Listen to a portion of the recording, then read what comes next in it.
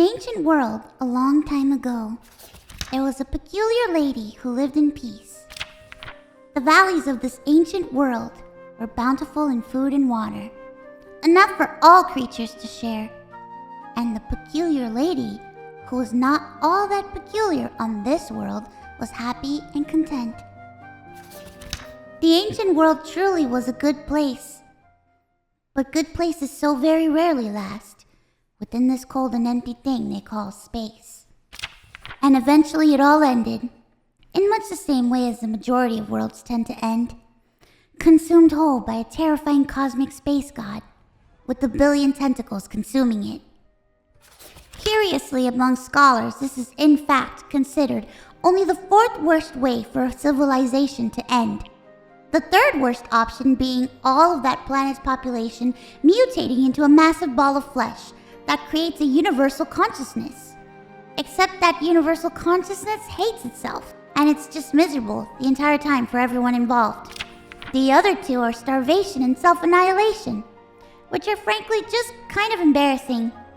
And getting crushed in an instant by a cosmic space god is, as some species say, far more badass.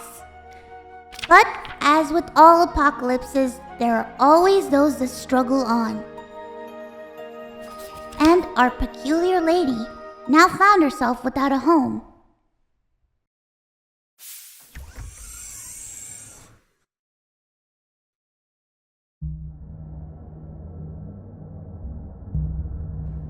The peculiar lady drifted ever onward, within her small spaceship, asleep in her cocoon. Had it been decades? Millennia? Seeing as there is no universal calendar in space, because nobody could ever agree on how long a minute was, let alone a day or a year, we'll just say a very long time.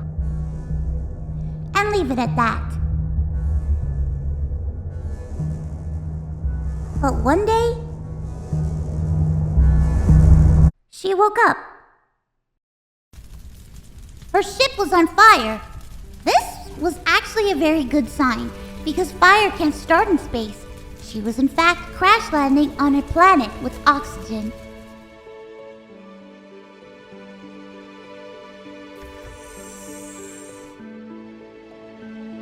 Curious locals discovered her.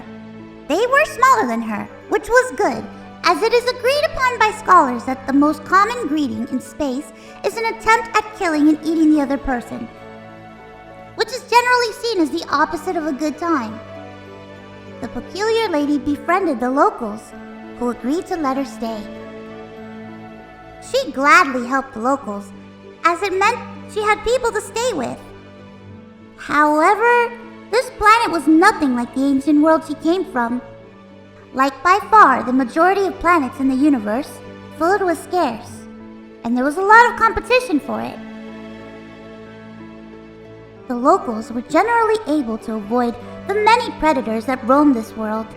They were small, and didn't have much meat on them. The peculiar lady was quite strong among the locals. She was, after all, used to living with far stronger gravity in this world.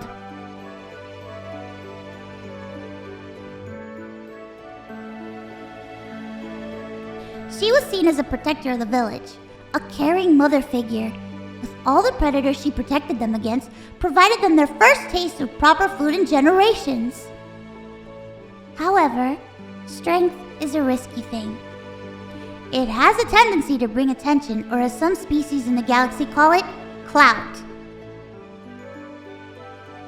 While the peculiar lady found beating the shit out of those goofy-ass alien creatures rather easy, she had forgotten one important thing. This was a thing many powerful people found themselves forgetting. The villagers did not blame the peculiar lady, but she realized the truth. She had brought this danger to them. The villager elder asked that she join them, as they knew of better hiding spots where they could live in peace from the predators. But the peculiar lady knew she could not bear the risk of hurting them again. And then, yet again, she fell asleep, content in knowing the villagers were safe. mournful for those she had lost, hoping that she would wake up again someday in a place she could belong.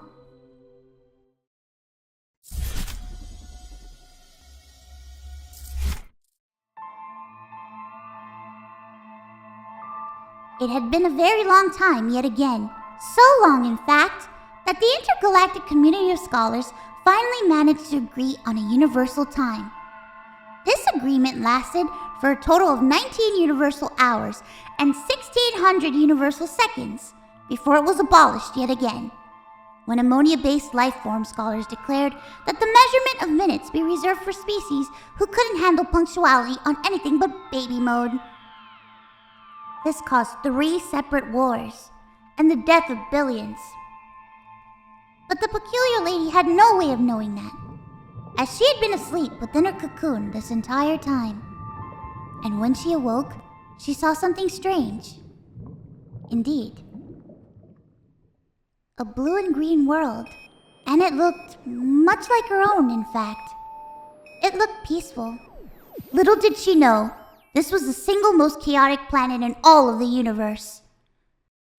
For some mysterious reason, it was populated by demons, angels, cyborgs, caribous, artificial intelligences, aliens, liches, gangsters, geniuses, and the most terrifying of all, humans.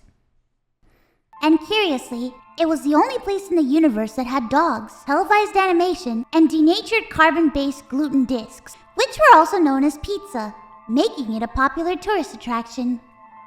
Humankind, or Homo sapiens, are a species of hairless monkeys residing on Earth.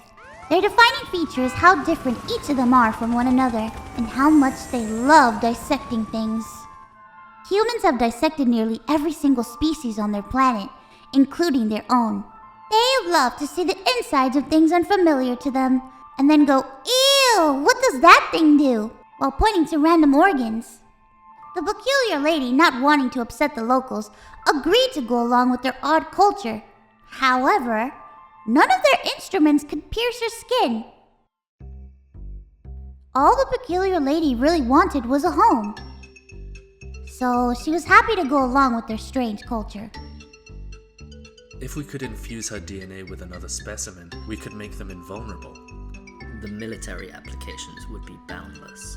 We just haven't been able to extract any tissue from her at all. But they didn't seem all that interested in her, beyond figuring out some way to destroy her. That made her a bit sad. But surely, if she was able to be useful to them, she would make some friends. All she had to do was find some way to be useful. Perhaps finding food like on the previous world would do. Stores similar to this one did in fact exist on the ancient world. But everything was free, and so the peculiar lady accidentally ended up committing a crime. You have to pay for that!